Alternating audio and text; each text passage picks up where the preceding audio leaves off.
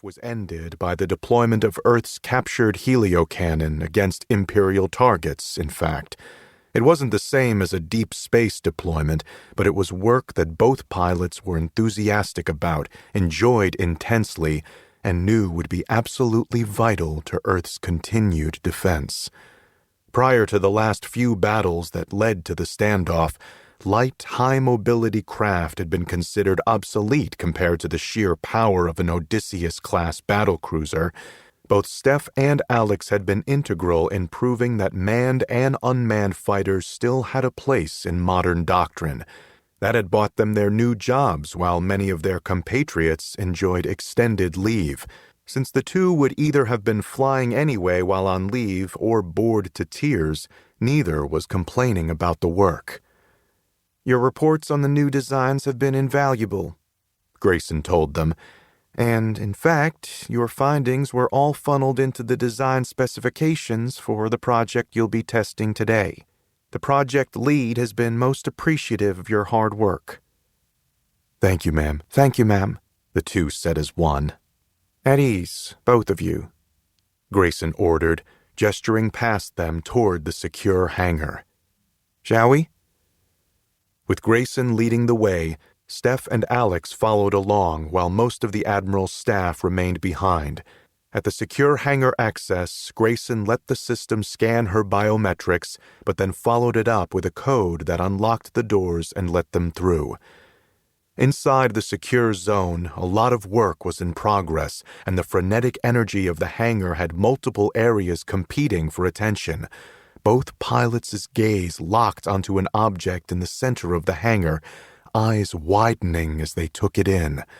The design was unlike anything either had seen, let alone flown. It looked too sleek to be Terran or Primine space design, and it certainly wasn't anything remotely like what the Imperials had fielded during the conflict. Steph recognized the telltale sheen of cam-plate armor, but that was about all the design had in common with anything he'd ever encountered. The craft was gorgeous. A sleek needlepoint design bulged out toward the aft, and no signs of external hardpoints were evident anywhere. The wings were stubby but clearly designed to operate as airfoils, and as they got closer, Steph realized that he couldn't see any sign of a cockpit canopy. "Is it a drone?" he asked the Admiral. "No, it's a functional prototype that's almost ready to go to full production," she answered.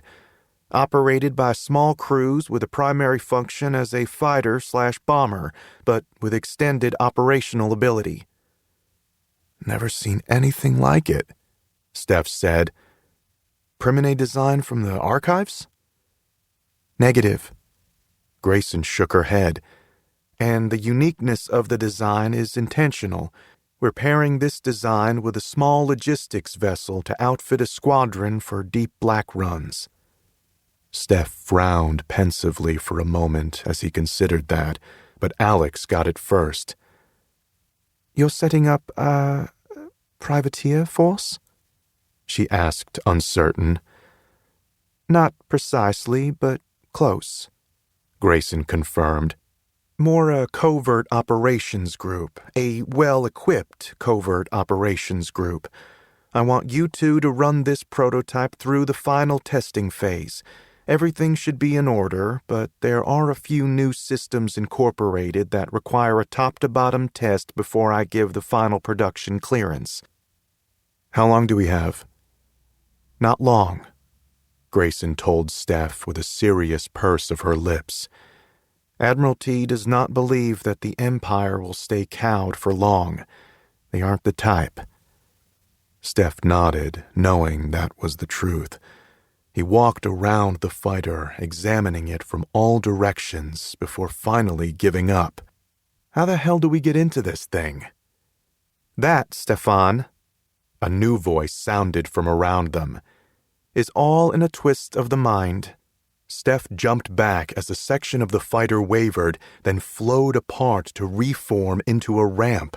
He smiled a moment later as he recognized the person stepping out of the dark interior. "Mia!" Steph hugged the smaller form as she alighted on the deck. "I thought you were back..."